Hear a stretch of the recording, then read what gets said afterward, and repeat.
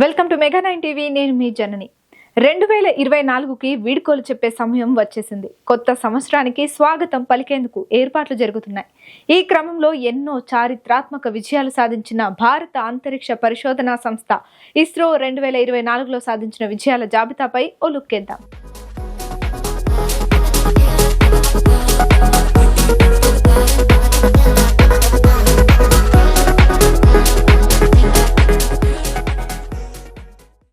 చంద్రయాన్ 3 విజయవంతంగా ల్యాండింగ్ చేయడంతో పాటు అనేక ముఖ్యమైన విజయాలతో ఇస్రో అంతర్జాతీయంగా గుర్తింపు పొందింది. చంద్రయాన్ తోనే ప్రపంచాన్ని తన వైపుకి తిప్పుకున్న ఇస్రో తన విజయాల పరంపరను కొనసాగిస్తూ 2024లో కూడా అనేక విజయాలను సొంతం చేసుకుంది. 2024 మొదటి రోజే ఉపగ్రహాన్ని ప్రయోగించి చరిత్ర సృష్టించింది ఇస్రో. జనవరి 1న 2024న PSLV C58/EXPOSAT ని ప్రయోగించింది.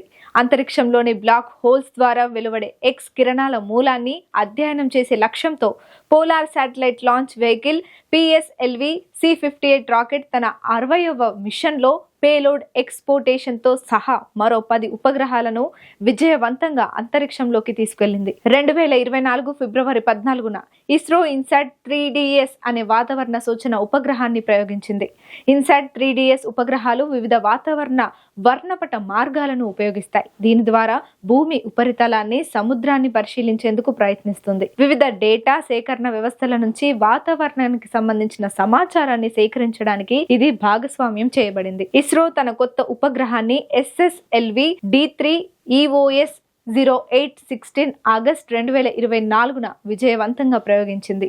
ఈ రాకెట్ భూ పరిశీలన కోసం వెళ్లిన కొత్త ఉపగ్రహం EOS 8ని మోసుకెళ్లింది. దీంతో పాటు SR0 డెమోసాట్ అనే చిన్న ఉపగ్రహాన్ని ప్రయోగించారు. ఈ 2 ఉపగ్రహాలు విపత్తుల అంచనాను అందించే లక్ష్యంతో ఉపయోగించబడ్డాయి. భూమికి 475 కిలోమీటర్ల ఎత్తులో వృత్తాకార కక్షలో తిరుగుతున్నాయి. సూర్యునిపై అధ్యయనం చేసేందుకు ఇస్రో పంపిన ఆదిత్య L1 అంతరిక్ష నౌక ఈ ఏడాది తన తొలి ప్రభ కక్షను పూర్తి చేసింది. Aditya L1 machine లగ్రాంజియన్ point L1 వద్ద భారతదేశపు మొట్టమొదటి సౌర అబ్జర్వేటరీ గత సంవత్సరం సెప్టెంబర్ 2, 2023న ప్రారంభించబడింది. అయితే ఈ సంవత్సరం ఆదిత్య L1 అంతరిక్ష నౌక తన మొదటి హాలో ఆర్బిట్ ను పూర్తి చేసింది. ఇది ఇస్రోకి మరో పెద్ద విజయం అని చెప్పవచ్చు.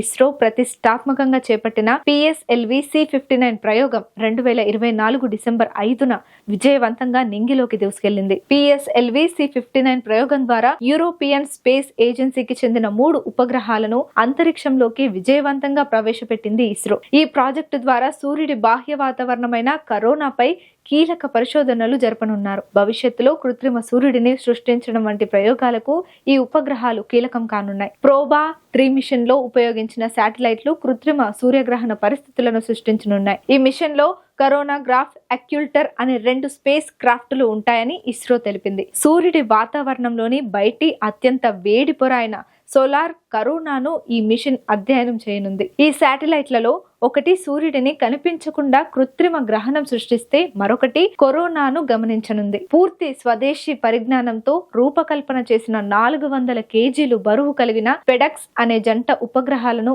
ఇస్రో శాస్త్రవేత్తలు సరికొత్త ఆర్బిట్ లోకి పంపేందుకు శ్రీకారం చుట్టారు. తిరుపతి జిల్లా సతీష్ ధవన్ స్పేస్ సెంటర్ షార్ నుండి డిసెంబర్ 30న రాత్రి 9:48 PSLV C60 రాకెట్ ప్రయోగం ద్వారా స్పెడెక్స్ అనే ఉపగ్రహాన్ని నింగిలోకి పంపేందుకు యుద్ధ ప్రాతిపదికన రాకెట్ అనుసంధాన పనులను పూర్తి చేస్తున్నారు శాస్త్రవేత్తలు. PSLV C60 రాకెట్ ద్వారా ఈ మిషన్ చేపడుతోంది ఇస్రో. ఈ ఉపగ్రహం ద్వారా సరికొత్త విలువైన సమాచారంతో పాటు భవిష్యత్తులో జరిగే స్పేస్ స్టేషన్ నిర్మాణంలో పరిశోధనలు చేపట్టడం, అలాగే డాకింగ్ టెక్నాలజీని అందుబాటులోకి తీసుకురావడంలో కీలకంగా దోహదపడుతుంది.